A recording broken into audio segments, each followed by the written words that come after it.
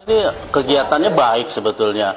Hanya yang tinggal itu masalahnya adalah tenggang rasanya, pemilihan jamnya, kegiatan berlangsung, suaranya diatur sedemikian rupa. Kemudian kita juga harus paham sedekat apa antara lokasi kegiatan di sekitarnya. Dan di sekitar ini orang beragama apa.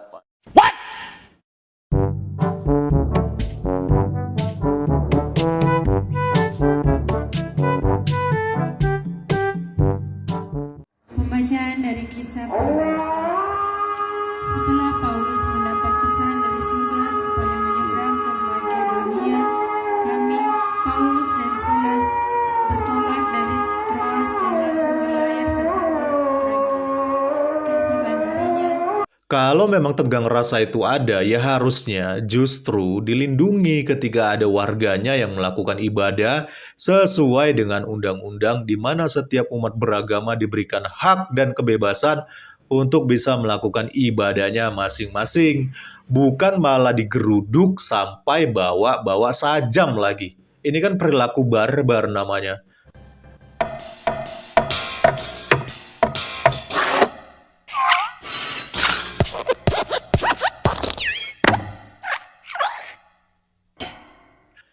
Salam saudaraku, di konten kali ini kita akan membahas masalah yang terjadi di Banten ya, yaitu di Tangerang Selatan. Kisruh antara mahasiswa Katolik Unpam dengan oknum ketua RT dan juga beberapa kroni-kroninya lah ya. Kabarnya oknum ketua RT ini sudah diamankan oleh kepolisian ya, puji Tuhan ya. Beserta dengan 3 orang yang juga diduga terlibat di dalam kejadian. Ya semoga aja mereka ini benar-benar dihukum seadil-adilnya tanpa pandang bulu. Yang terjadi atau diketahui pada hari tanggal 5 Mei 2024 di Jalan Ampera RT 7 RW 2 Kelurahan Babakan, Kecamatan Setu, Kota Tangerang Selatan. Atas nama pelapor inisial A, saudari A, perempuan.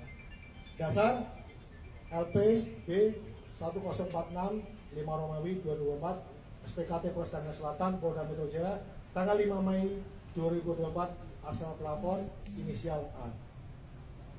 Waktu TKP pada hari Minggu tanggal 5 Mei 2024 sekitar pukul 20.00 WIB Jalan Ampera RT 7 RW 2 Kelurahan Babakan Setu Kota Tangerang Selatan. Korban pelapor tadi ada. Nah menariknya setelah kejadian ini menjadi viral, perwakilan Kementerian Agama Tangerang Selatan yaitu Bapak Asep Nasir, dia mengeluarkan sebuah statement yang saya rasa kurang tepat di situasi seperti ini, yang kesannya jadi cenderung memojokkan mahasiswa Katolik ketika mereka melakukan doa rosario sebelum akhirnya dibubarkan. Mari kita lihat terlebih dahulu seperti apa videonya. Ini kegiatannya baik sebetulnya. Hanya yang tinggal itu masalahnya adalah tenggang rasanya, pemilihan jamnya, kegiatan berlangsung, suaranya diatur sedemikian rupa. Kemudian kita juga harus paham sedekat apa antara lokasi kegiatan di sekitarnya. Dan di sekitar ini orang beragama apa. Di awal Bapak ini bilang katanya kegiatan itu sebenarnya baik adanya ya. Harusnya ketika sebuah kegiatan dikatakan baik, ya udah selesai gitu loh. Jangan lagi ditambah dengan embel-embel yang lain, ya. Karena itu bisa kita lihat dari kalimat-kalimat dia selanjutnya. Dia mengatakan hanya yang tinggal itu ya tenggang rasanya, pemilihan jamnya kegiatan yang berlangsung, lalu kemudian suaranya itu diatur, kemudian sedekat apa antara kegiatan dengan lokasi di sekitarnya, dan di sekitarnya itu beragama apa, kata si Bapak ini. Dari sini kita bisa melihat ya, sepertinya Bapak ini merasa bahwa di Indonesia hanya Islam yang punya hak khusus di dalam beribadah, sehingga kalau kita perhatikan setiap ucapannya itu justru sebenarnya menampol agamanya sendiri di dalam melakukan ibadah. Doa rosario yang dilakukan hanya sesekali ini dan juga tanpa menggunakan pengeras suara, tetapi diminta supaya tenggang rasa dan lihat lokasi sekitarnya itu beragama apa oleh Bapak ini. Sejak kapan di Indonesia melakukan perkumpulan doa harus lihat-lihat agama yang ada di lokasi sekitar? Coba kita bandingkan dengan agama mereka yang dalam sehari toa masjid itu bisa berbunyi paling sedikit 5 kali pada waktu azan. Belum lagi terhitung jikalau ada pengajian ataupun ada tahlilan yang juga kadang pakai toa dengan suara yang sangat keras. Dan Bapak ini bicara tentang tenggang rasa terhadap kita. Minimal Bapak ini harusnya lihat dulu video berikut ini. Pembacaan dari Kisah Paulus.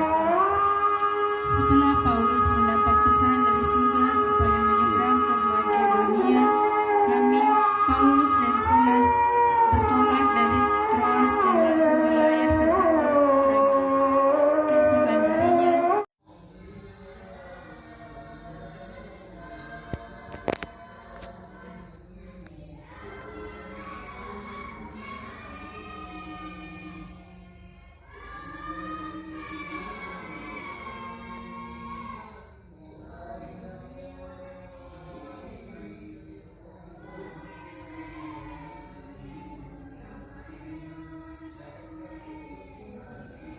Dari video ini saja, kita sudah bisa melihat betapa sabar dan tenggang rasanya kita terhadap mereka ya. Tetapi anehnya, Bapak ini justru meminta kepada umat Katolik, khususnya mahasiswa yang melakukan doa rosario pada waktu itu, agar mereka ini tenggang rasa dan memperhatikan agama yang ada di sekeliling mereka. Padahal ketika mereka melakukan doa rosario, mereka tidak mengganggu ketertiban umum dan mereka juga nggak pakai pengeras suara. Saya menemukan ada komentar yang menarik dari netizen, teman-teman. Sekilas info saja dari saya, doa rosario ini adalah doa meditatif kontemplatif, jadi doa yang didasarkan sambil meditasi ayat-ayat Alkitab yang sudah ditentukan. Garis bawahi ya, meditasi dan doa rosario memang kebanyakan dilakukan malam hari karena sifatnya yang meditatif kontemplatif ini. Orang meditasi kan butuh fokus dan ketenangan, makanya dilakukan malam hari, karena saat itu orang-orang sudah selesai beraktivitas, sudah beres semua urusan hari itu. Dia bisa menenangkan hati dan fokus berdoa. Durasi doa rosario ini 90-120 menit, karena lagi-lagi ini doa meditatif kontemplatif. Yang berdoa itu sambil meditasi ya saudara-saudara. Jadi statement perwakilan Kemenak yang bilang kalau mahasiswa ini diserang warga karena membuat kegaduhan, ini adalah fitnah. Mau memediasi sih mediasi, tapi kalau sudah dibacok terus difitnah, umat Katolik mau sesabar apa juga mana bisa terima pelanggaran Undang-Undang 45 dan HAM. Jadi sudah jelas ya teman-teman ya.